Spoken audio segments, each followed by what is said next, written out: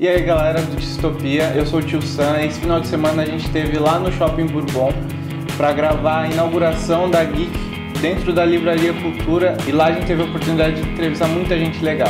E é claro, pegar o autógrafo do Danilo Beruti, no novo quadrinho dele, São Jorge. Vamos dar uma olhada em como ficou as entrevistas.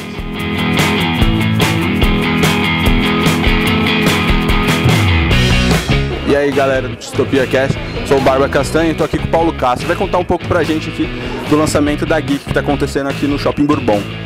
Vamos lá. Certo, olha, está sendo um sucesso, a gente teve um público muito acima do esperado, né? Realmente é um nicho que compareceu em peso aqui, né? A galera gostou, elogiou bastante.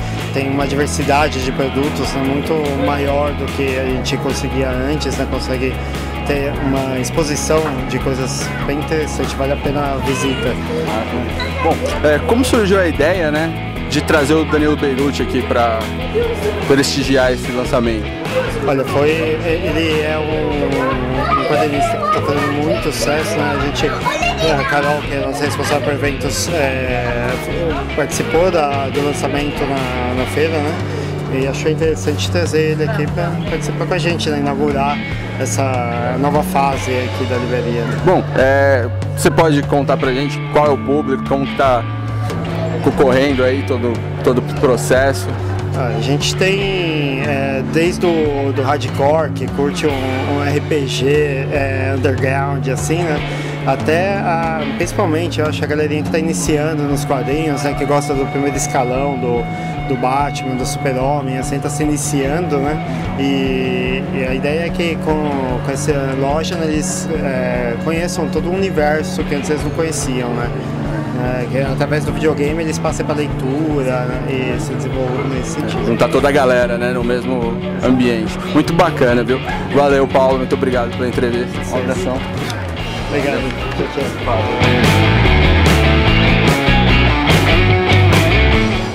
Fala galera do Distopia, eu sou o Jack. Estamos aqui com uma missão, entrevistar Danilo Beruti na tarde de autógrafos do São Jorge.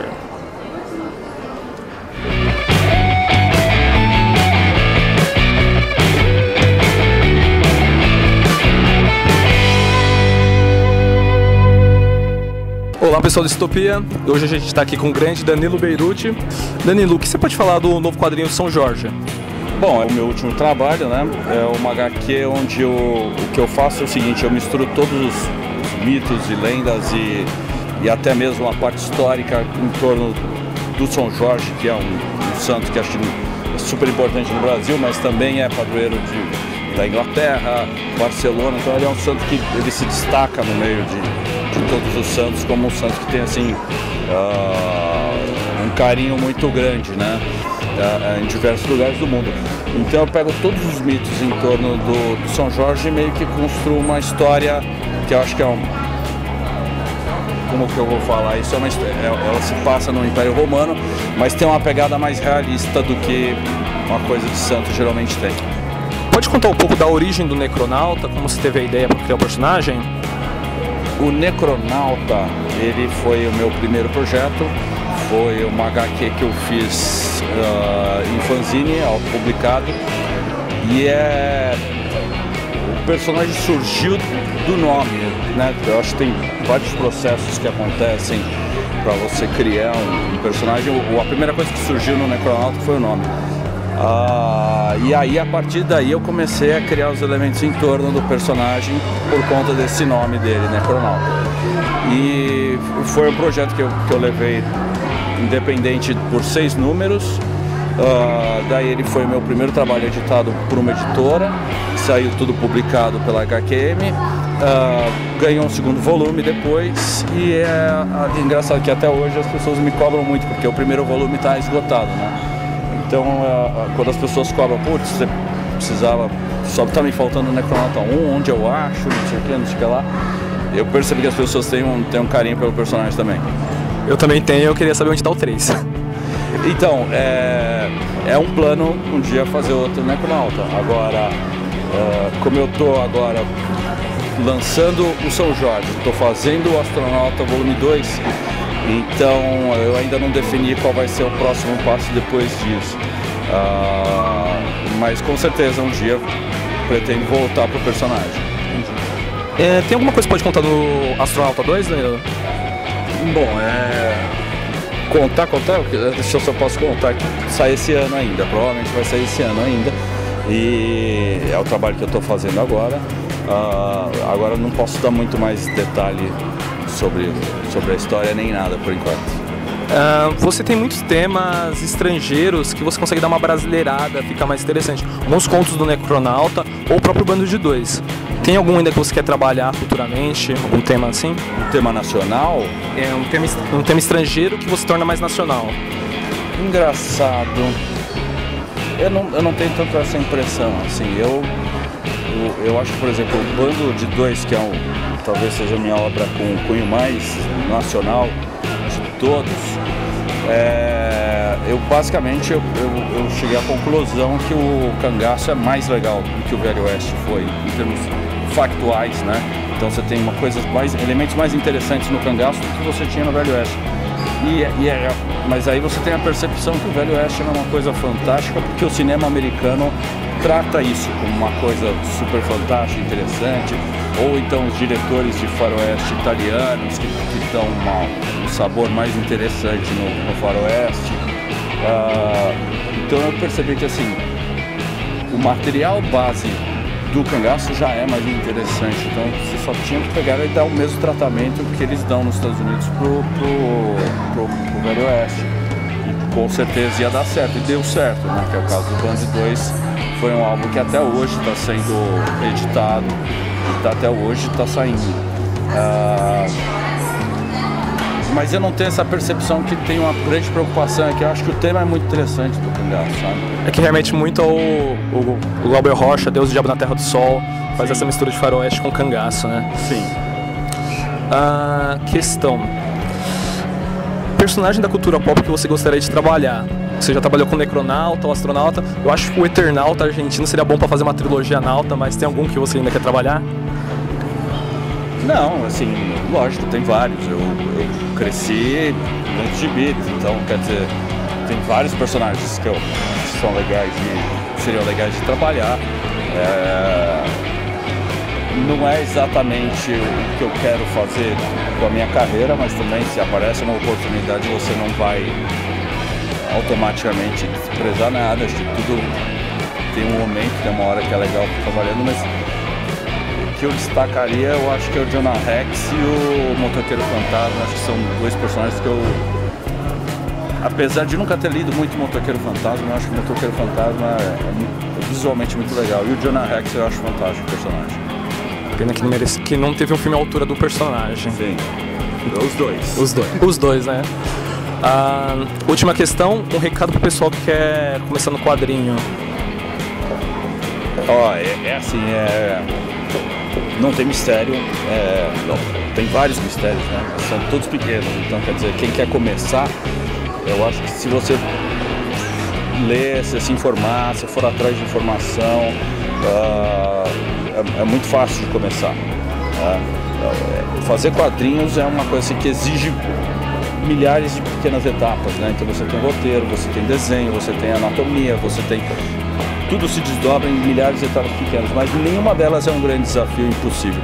Então, para quem quer começar, eu acho que o negócio é manter a prática, perceber quais são os teus pontos fracos, né? Onde você ainda pode estar regateando ou pode estar com dificuldade, e trabalhar eles, porque eu acho que o ideal, tem gente que muito no desenho assim, prefere desenhar só o que desenha bem, mas aí você estaciona, né? Você acha que você tem que aprender a desenhar o que você desenha mal, né? E acho que quadrinhos, a prática é a coisa mais importante. Muito obrigado, Danilo. Obrigado.